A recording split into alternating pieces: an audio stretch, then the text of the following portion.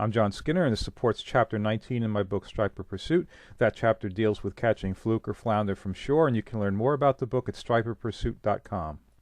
At the bottom is a 3/4 ounce S&S bucktail with a 4-inch gulp swimming mullet. 1 foot above that is a 3-inch gulp shrimp on a 3/0 Gamakatsu bait holder hook.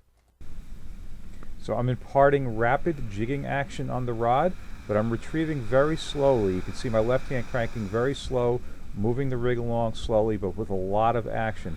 And this is what gets the attention of these fluke, otherwise called flounder in many parts of the country. And these fish are close to the shore, and you'll especially get to see that with the last two fish.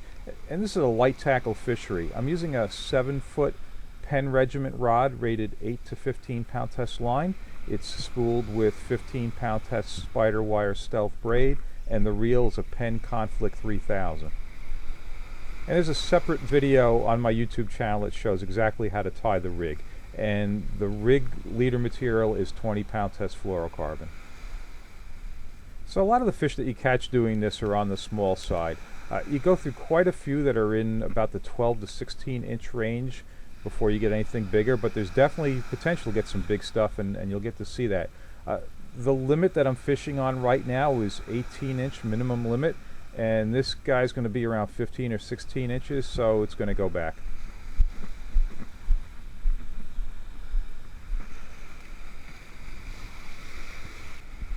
So when I do this kind of fishing, I do a fair amount of walking. I'm trying to cover some ground, and the reason for that is these fish don't move around as much as, let's say, a striped bass or a bluefish that are like constantly swimming and covering lots of territory. These don't move as much, so it's important to move, cover ground, try to find some places where they might be concentrated. So this is an East Coast beach bordering on the Atlantic Ocean, and I bet there's over 1,000 miles of similar shoreline where you can do this kind of fishing. And this technique and tackle work great in the bay, along channels, Gulf beaches, pretty much anywhere that you've got flounder along the shore. Now the reason this works well on the ocean beaches is because of the wave action along the shoreline. Those waves where they're hitting the beach, this is like a chum machine. You've got lots of life there. You've got little sand fleas, little crabs, bait fish getting disoriented by the wash, and the fluke will go right along the edge. Now watch this. This lure is right near the shoreline. I've been hit. I've just slowed it down, and I'm setting the hook, a couple of sharp sets of the hook, and I hook the fish basically right behind that last wave. And that is a very common place. Most of the fish, most of these fluke or flounder are going to be caught right there. Now that piece of water behind the last wave is often referred to as the beach lip.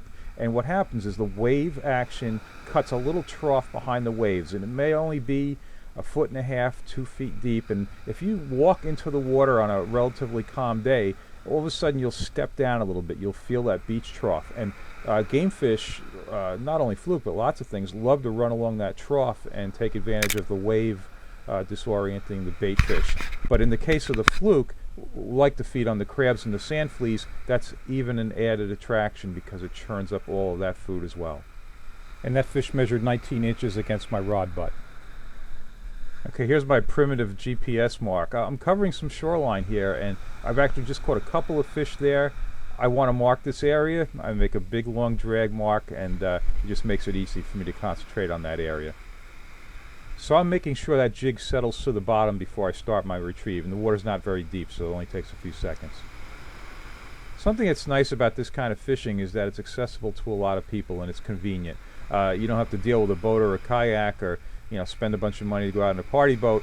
And if you had just a free hour or so, you could go to the beach and do this. The one thing that's important, though, is that you pick a relatively calm day. I mean, the waves help the fishing, but if you had high surf, it would be very difficult to do this. You really want to look for calm surf for this kind of fishing.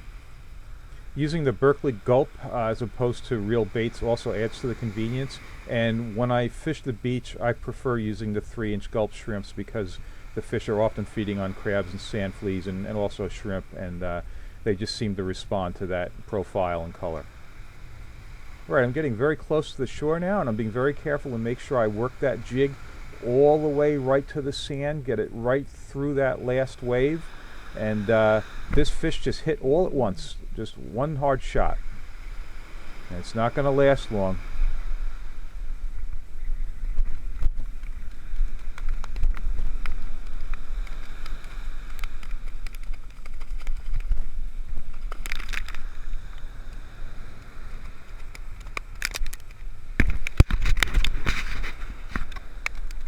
All right, you can see the fish actually just spit up a large bait fish, and we'll get a close-up of that in a second. Also, with the wide-angle lens distortion, it's very hard to judge the size of this fish at the moment, but we'll get to see it, so I'll get some still pictures.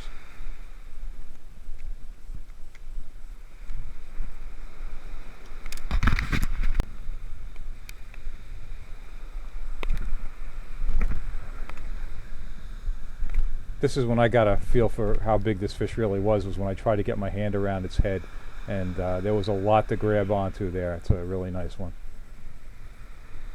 So I think it's natural for people who fish off the beach to want to make long casts and hit some deeper water.